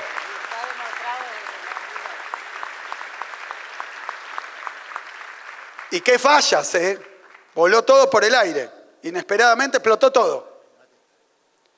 Y agrego más, porque esto no tiene mucho que ver con lo que discutían los economistas oficiales, pero para mí es una de las cuestiones centrales que indicamos en esta nota, en este artículo, pero que es mucho más profundo y mucho más largo para estudiar y para analizar. Que tenía que ver no con lo financiero, el movimiento de dinero, de títulos, la timba, los ahorros, la riqueza, no con eso. Que ya vimos que se transnacionalizó y que se globalizó de la peor manera. Porque entonces estás peleando con un alfiler, con un escarbadiente, contra un proceso inmenso que manejan otros. El otro problema que había tenía que ver con la producción, cómo estaba desarrollándose la producción. Porque se enteran ahí, o pareciera que se enteraron ahí. Dicen, Estados Unidos tiene grandes problemas y más precisamente desequilibrios macroeconómicos, grandes desequilibrios macroeconómicos. La economía norteamericana, dicen, ahora con escándalo, porque esto pasaba hace décadas, que Estados Unidos, primer potencia mundial, tiene déficit fiscal. Déficit fiscal de Estados Unidos tiene hace décadas. Hace décadas. O sea que es el famoso, haz lo que yo digo, pero no lo que yo hago. Es el famoso sufrimiento, las vaquitas son ajenas. Décadas y décadas de déficit fiscal y décadas de déficit comercial. O sea, importa más de lo que exporta. Dice, y eso son inmensos desbalances macroeconómicos. Esto es una aberración. Hacía décadas que pasaba. ¿Qué venían diciendo? No hay problema, esto funciona bien porque Estados Unidos puede emitir dólares, porque Estados Unidos tiene instrumentos, porque Estados Unidos lo financia el mundo, el ahorro del mundo va a parar a Estados Unidos lo presta y consume. Entonces todo esto está financiado, quédense tranquilos. Quédense tranquilos. Y explotó. Entonces, me refiero a esto simplemente para llegar al punto al que quiero ir del tema mundial. ¿Qué es lo que observan? Que la economía norteamericana funciona con déficit público, con déficit fiscal y con déficit comercial, con déficit externo. Muchísimo tiempo. ¿Y por qué? Bueno, básicamente porque Estados Unidos, sobre todo en la década de los 80, se desindustrializó. Exagero, por supuesto, pero lo digo así de manera simple. Se desindustrializó. ¿Qué es lo que hizo? Localizó buena parte de la producción de las empresas norteamericanas, las automotrices, las textiles, en otros países. Son empresas norteamericanas, pero no trabajan, no producen en Estados Unidos ni con norteamericanos, sino que producen en Japón primero, en Vietnam, en Singapur y principalmente en China. Toda la producción, la línea de montaje, las empresas, las fábricas a China. No todas, por supuesto, pero lo digo simplificadamente. Mandan todo el proceso productivo a China. Entonces, ¿qué es lo que pasa después? Son productos chinos, son productos norteamericanos, son empresas norteamericanas, pero en términos de las cuentas de Estados Unidos, son importaciones. Recuerdo cuando yo era chico, sí, tendría 10, 12, 15 años, todas las etiquetitas decían Made in USA. Made in USA. Ahora no se encuentra. Pero ni el teléfono celular, ni la computadora, ni la pilcha, ni la zapatilla, nada de Made in USA. Dice Made in China, Made in Singapur, Made in Taiwán. O sea que relocalizaron todo el proceso productivo afuera de Estados Unidos. Con lo cual, si el pueblo norteamericano consume productos de empresas norteamericanas, las tiene que importar de China, de Singapur. Es decir, que el déficit comercial, las importaciones, necesariamente superan a las exportaciones. Porque el consumo norteamericano es de productos de empresas norteamericanas, pero no producidos en Norteamérica. Nota al pie, este era el punto de Trump. América para los americanos. Traigamos esas empresas, las automotrices, el llamado cinturón del óxido, Chicago, toda la industria automotriz, son todos galpones vacíos. Los autos se producen en China, para simplificar. O a lo sumo en México, pero no adentro de Estados Unidos con laburantes norteamericanos. Entonces eso ya no, de esto los economistas oficiales ya no hablaban. Eso generó un estancamiento del salario industrial en Estados Unidos y una desindustrialización de Estados Unidos. Miren lo que estoy diciendo, Argentina tuvo una etapa desindustrializadora, Estados Unidos también y Europa también. Relocalizaron la producción en otros países. Entonces generó enormes desbalances y no es solo que el Estado nacional de los países más poderosos no dominan las finanzas de ese país, los ahorros de ese país, las inversiones financieras de ese país, nada, sino que tampoco dominan la producción, ni las ganancias. Porque ese es el otro lío, empresa norteamericana produce en China, arma otra parte del producto en algún lugar de Sudamérica, otra parte la trae de África, todo eso después son ganancias que aparecen no en Estados Unidos, sino en empresas que tienen, en paraísos fiscales, en terceros. Entonces tampoco pueden cobrar impuestos. Esto es lo que pasó. ¿Cuál es la conclusión y para llegar al punto que quería?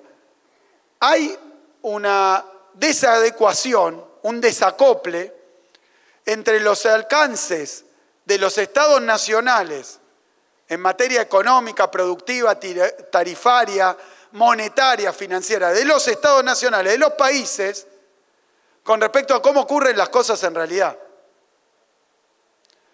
A mí me pasó en aquel momento como ministro de Economía ir a algún G20.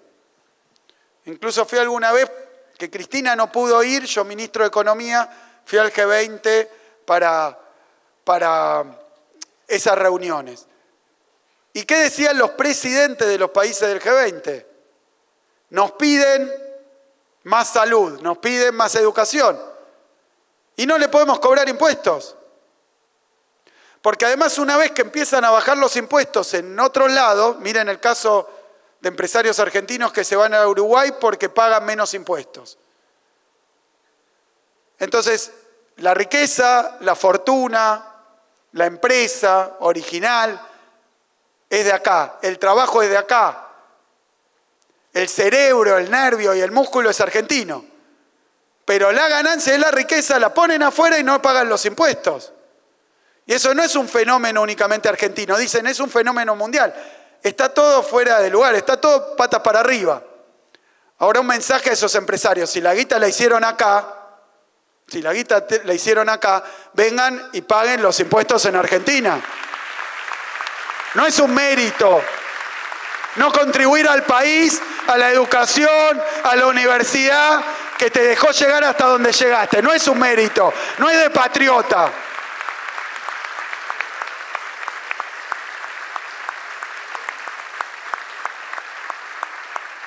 Pero bien, entonces, si los estados nacionales ya no pueden tener esa respuesta, no pueden dar la calidad y la cantidad de servicios públicos que se necesitan, no pueden hacer la inversión que se necesita, entonces era esta la queja. ¿Cómo se solucionó esto? Y esto es lo que agrego hoy, nunca se solucionó. ¿Está mejor que la crisis de 2008? Está claramente peor. Lo que sin teoría, porque su teoría no explica ni habla de crisis, pero por lo menos en la descripción, en la palabra, dijeron que era el origen o tenía que ver con la crisis, no es que se mejoró, se dominó, se reguló, todo lo contrario. Está peor. Ayer, todavía están tratando de explicar si la caída de la bolsa catastrófica, ¿no? de Japón, ¿cuál fue la causa? Y después empezaron los mercados, digamos, de Europa, de Estados Unidos, argentino, latinoamericano, hubo un crack bursátil enorme, inmenso. ¿Causa de eso cuál es? Y bueno, la verdad que no hay instrumentos y no hay herramientas de gobierno y no hay regulación y no hay control. No hay nueva arquitectura financiera internacional. Y yo diría, y no mejoró mucho tampoco, la división internacional del trabajo, las cadenas globales de valor, la relocalización de la producción. Se produce en un lugar, se consume en otro. Y todo por fuera del alcance de los gobiernos y por fuera del alcance de cualquier institución internacional que le trate de dar alguna lógica. Bretton Woods, los acuerdos de Bretton Woods, los acuerdos de la posguerra, tenían ese objetivo. Bueno, evitemos que haya enormes desbalances porque asociaban eso a la guerra que ocurrió. Entonces tenemos que generar instituciones globales, internacionales, que puedan dar respuesta. Bueno, eso está peor. Todo eso está peor. Está más flaco, más débil, con menos alcance. Bueno, entonces, primera cuestión, que yo marco con la crisis de 2008, pero que dura hasta hoy. Esta crisis no está resuelta. Lo que está viviendo el mundo son remesones, son nuevos episodios de una crisis no resuelta, que tampoco es que se inició ahí, sino que, como digo, venía incubándose, se manifestó ahí. Y no se ha dado ninguna respuesta. Me animo a decir, decía recién, peor. Pero ¿qué vemos hoy que no se veía en ese momento? Que sí marcábamos en este artículo. China, Oriente, en Oriente, en China, pero más que eso, China, India, varios países de la región, se produce, funciona el sistema fabril del mundo. Y los países llamados occidentales, que se creen los dueños del mundo, y bueno, están ante esta situación por lo menos incómoda. Y en el medio el capital, las empresas, y bueno, se radican en un paraíso fiscal, buscan que les conviene, se dividen en tres y no pagan impuestos en su país de origen ni en ninguno probablemente. Entonces estamos ante una nueva situación, ante una nueva estructura productiva internacional que trae problemas como la crisis de 2008, pero trae otros problemas también que hoy estamos viendo, porque esto tuvo forma de crisis primero bursátil, financiera, hipotecaria, luego real, luego laboral, luego de desempleo, pero hoy estamos con el mundo en guerra. Y que hoy a nadie se le escapa que eso tiene algo que ver, aunque no lo puedan explicar bien, con una nueva conformación de la estructura económica mundial, donde China, que antes decían, bueno, no, pero es atrasado, pero no tiene tecnología, pero no tiene originalidad, pero siempre copia, pero bla, bla, bla. Y bueno, hoy claramente parece estar configurándose un mundo muy distinto al que teníamos muy poquitos años atrás, ya a nivel de política internacional. Es decir, que hay un mundo distinto. Esta crisis fue una de esas expresiones de estas transformaciones. Es decir, que hay transformaciones económicas, productivas, tecnológicas, mundiales, que después te explican los líos que ves en la superficie. Los problemas que siempre lo atribuyen, bueno, porque no quiso entrar a la OTAN, salir de la OTAN, hacer tal cosa, hacer tal otra, pero hoy nadie se le escapa que esos conflictos tienen que ver con la configuración económica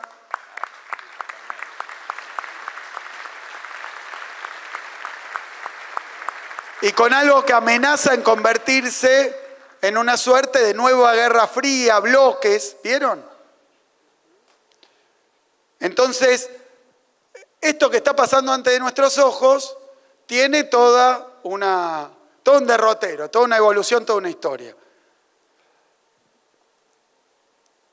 Entonces voy al punto. Estamos ante un mundo que en lo financiero es frágil e inestable. Pero no porque haya timberos, porque haya fascinerosos, porque haya gente que hace la vista gorda, sino porque la estructura económica mundial no es la que era en la posguerra. Es distinta. La producción es distinta, la tecnología, el comercio, la radicación de empresas, las finanzas, todo es distinto. Estamos ante un mundo, llamémoslo, ante un mundo que está en una transición. En una transición. Había una potencia después de la caída del muro, una potencia que era Estados Unidos, había un mundo que parecía homogéneo. Y bueno, hoy nadie puede repetir esas cosas que se decían en los 90, ni nadie puede repetir lo que se decía en 2008, así que además es vertiginosa. Estamos en un mundo en transición, que además ahora está en guerra. Le voy a decir algo que tal vez se ha naturalizado. Hasta hace poco nadie hablaba de la Tercera Guerra Mundial. Nadie hablaba del uso de armas nucleares, porque eso era un tema de la Guerra Fría, era un tema de la Unión Soviética por un lado y Estados Unidos por el otro, y sus amenazas y sus cuestiones. Pero a partir de la caída del muro parecía que ese era un tema de cómo vamos desarmándonos y desactivando todas esas armas, porque... Y hoy, no sé, en los medios de comunicación que hablan de la situación mundial, se habla permanentemente de la posibilidad del uso de armas nucleares y de que eso desencadene un conflicto que podríamos llamar Tercera Guerra Mundial. Es decir, el mundo está en una transición, en una transformación profunda y vertiginosa, de la que vamos viendo fotos, episodios, hacemos comentarios. Pero yo quería marcarles esto, y sobre todo la cuestión de los estados nacionales, de la falta de alcance, de la falta de potencia, de la falta de capacidad, de la falta de herramientas de un Estado nacional para morigerar, para reducir los efectos de estas enormes tormentas que se van generando, para dar respuesta a la sociedad, al pueblo, con sus necesidades, en una situación como la que muy rápidamente describí recién. Un Estado nacional, y bueno, es algo así, exagerando, agita el viento en estas grandes tormentas. Entonces ahí vamos al segundo punto. Al segundo punto, que tiene que ver con la situación latinoamericana. No voy a hablar mucho de eso. Lo único que voy a decir es que hay que ser muy miope o estar muy colonizado para no reconocer que dada esta situación, dada esta peculiaridad, este estadio histórico del sistema en general, de su historia, hay que ser realmente, desde el punto de vista ideológico, muy subordinado para no comprender que un Estado-nación con tu gobierno y con tu país no alcanza. No alcanza para dar respuesta a esto, que hace falta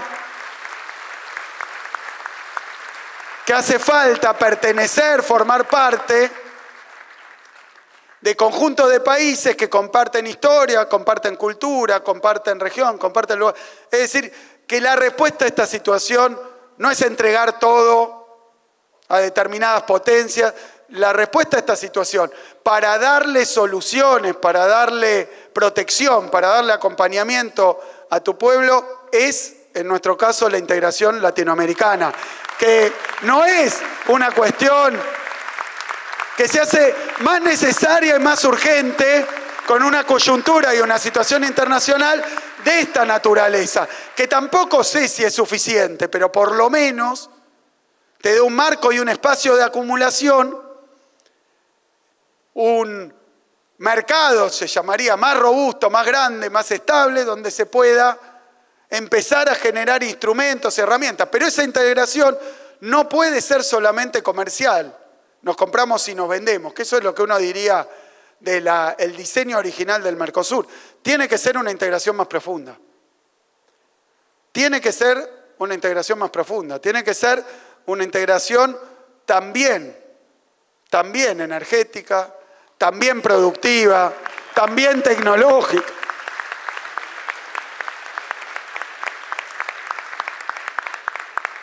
Así que luego habrá, bueno, en el tramo que van a hablar de Latinoamérica se dirán muchas cosas, pero yo, poniéndolo en orden con esta cuestión, creo que hay una nueva estructura económica mundial, una nueva estructura, una estructuración también geopolítica muy distinta y que requiere respuestas distintas, marcos analíticos distintos, comprensiones distintas y sobre todo medidas y decisiones e instrumentos distintos. Yo veo que esa solución está en el orden de la integración regional.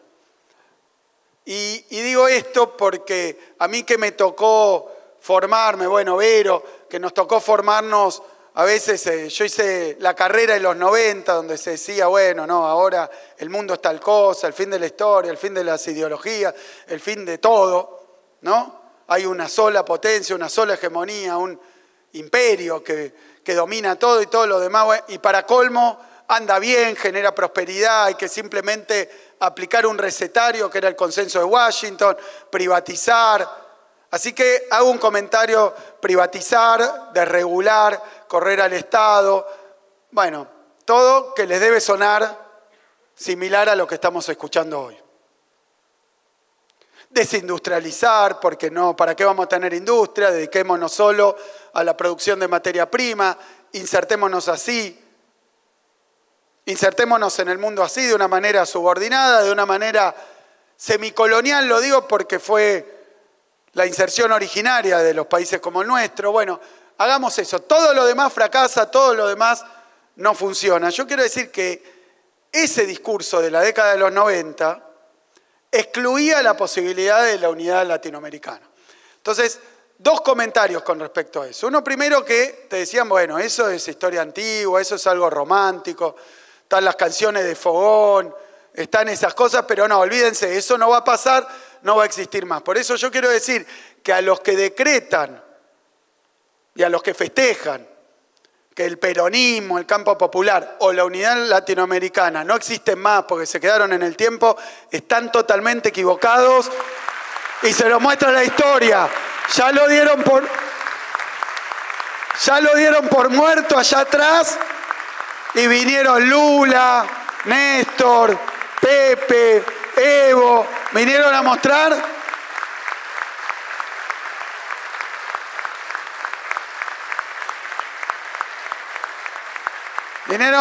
que era exactamente al revés, que era una posibilidad mucho más potente de desarrollo de los países y de las experiencias nacionales. Así que, bueno, esa es una conclusión. La otra conclusión que saco es que hoy el programa económico de la Argentina, de los Caputo, de los Sturzenegger, de las Bullrich, ese plan económico que Milei compra llave en mano, ¿no? Porque no es el plan libertario de la campaña. No está Lemoyne y Marra rompiendo el Banco Central, no están dolarizando nada, nada.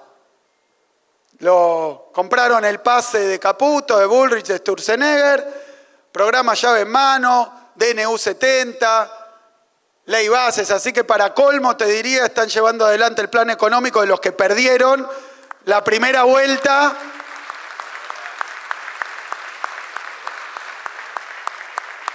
Ni siquiera, ¿no? No sé si no decir menos mal, pero es ese plan. Es ese plan. Ese plan es del Consenso de Washington. Es anacrónico. Es anacrónico. Y no es porque lo diga yo, porque veo que otras discusiones son las que hoy priman. Hoy todos los países, aún con gobiernos, llamémoslo de derecha, aún los países con gobierno de derecha, están con un discurso, con una propuesta, con medidas, llamémoslas nacionalistas. Nacionalistas. Es una era de nacionalismos. Y a nosotros nos toca un gobierno antinacional que está fuera de época. Incluso los países que admira, incluso los dirigentes, cuando habla con Meloni, cuando admira a Trump, nacionalistas, nacionalistas.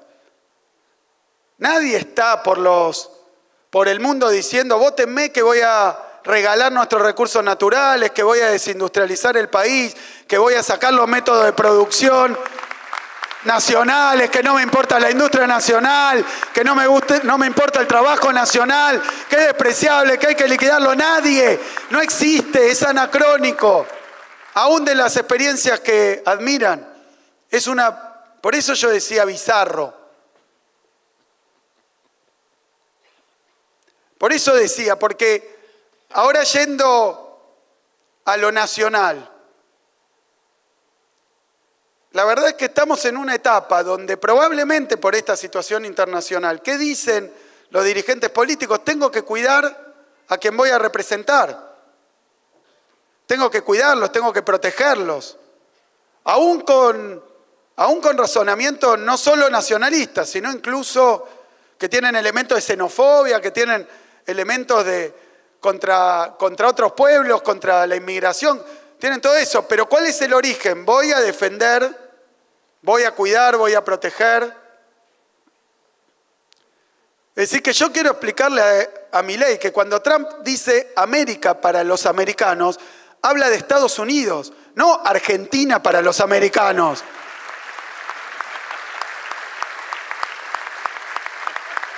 Y que es una posición de cuidar lo propio, de desarrollar, y por más que haya dificultades, problemas, que las hay en todos lados, es así. Así que estamos viviendo una etapa donde por muchísimas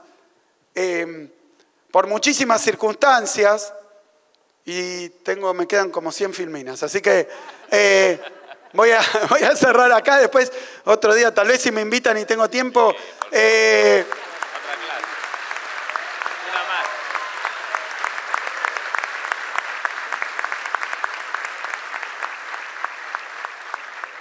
Pero quiero decir algo que va a lo del movimiento nacional y popular y que creo que hay que destacar. Bueno, evidentemente estamos en un mundo en crisis. Evidentemente esa crisis internacional tiene manifestaciones en todos los países, más allá de las circunstancias, más allá de las particularidades, más allá de los problemas, más allá de los errores que hemos cometido, más allá de todo hay particularidades de los países, de su problemática. Hay hoy grandes dilemas de la inserción internacional. Quería hablar de un país agroexportador contra un país industrial. Quería hablar del mercado interno contra vender todo para afuera. Quería hablar del uso de los recursos naturales. Hay muchas discusiones que hay que dar y que hay que hacer en este marco. Ahora, y para terminar, evidentemente son discusiones muy profundas. De todo lo que está pasando, yo creo que hay un elemento novedoso y destacable, que es que nunca habíamos escuchado en el último tiempo a alguien que nos diga, no, que quiero volver a determinado lugar, sino que te quiere convertir en 35 años en Irlanda para finalmente volver al siglo XIX. Esa es la gran propuesta política. Dentro de 35 seremos Irlanda igual al agroexportador del siglo XIX. Es un disparate. Yo no quiero ser Irlanda, ni quiero ser... No tengo nada contra Irlanda, queremos ser argentinos.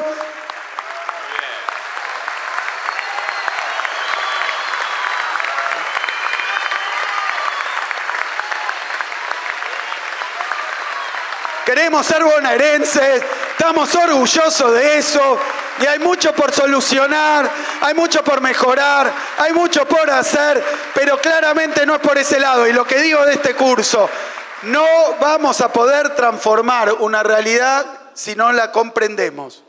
Si no la comprendemos.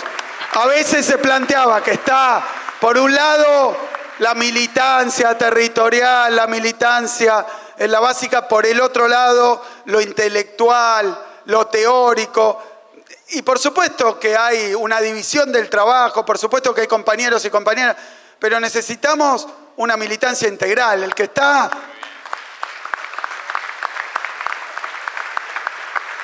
en la cuestión intelectual tiene que ir a la básica, pero el que está en la básica tiene que formarse.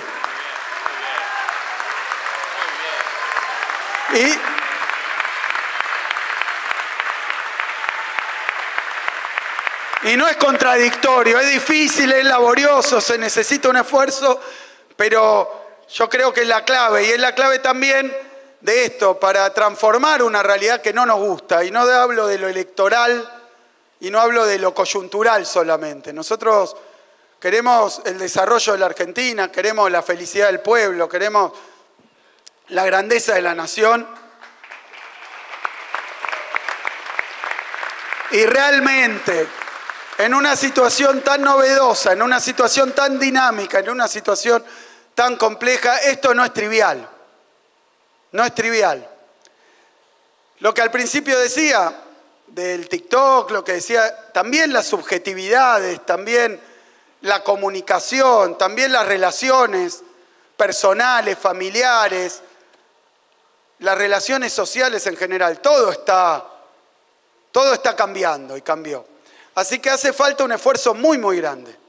Y yo creo que nosotros tenemos la obligación, desde el campo popular, desde el campo nacional, no solo de cuidar, proteger, resistir políticas que claramente van en contra de los intereses de la nación y del bienestar de nuestro pueblo. Pero no solo eso, tenemos también la obligación de transformar y de plantear una transformación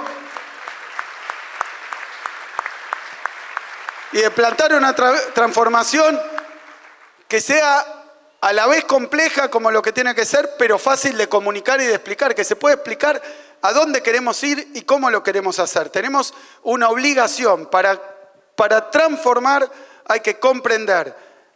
Para transformar hay que comprender. Pero una vez que uno comprende o que está en el camino de comprender, tiene que saber también que eso no se comprende en la Torre de Marfil. Se comprende con el pueblo y junto al pueblo. Porque esa transformación, para que ocurra, tiene que ser producto de la organización, de la movilización y de la lucha. Así que comprender, transformar, luchar y organizar. Muchas gracias. Muchas gracias al gobernador Axel Kicillof. Muchas gracias por esta clase magistral del Instituto de Capacitación Política, curso federal.